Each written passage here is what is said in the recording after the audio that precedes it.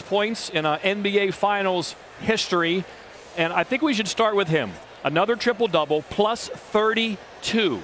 What's your assessment of LeBron tonight and for his career? Well, he showed up tonight. That's the bottom line. He recognized what was at stake. You don't want another sweep on your resume if you're LeBron James, particularly when you're chasing ghosts and you're pursuing a status as the greatest player who ever played this game of basketball. You can't have 5 NBA Finals losses on your resume. You can't have 2 sweeps on your resume. You can't go against arguably one of the best teams ever with Kevin Durant, Steph Curry, and these boys, and they come into a final series that we all were anticipating would be epic, and you get swept out of the building. That's just not going to suffice. And so he made sure that he answered the bell tonight.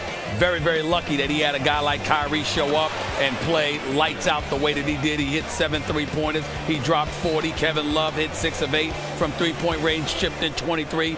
J.R. Smith hit 5 3-pointers for the 2nd consecutive game. And who knows? I mean, if they can keep this up once they go back to the Oracle, what kind of series we could have. I doubt they'll be able to shoot like this, hitting 24 3-pointers. I can't see that happening. But again, miracles are possible. Who knows? It's an NBA Finals record, of course, those 24 threes. Steph Curry, 2 of 9 from three-point land.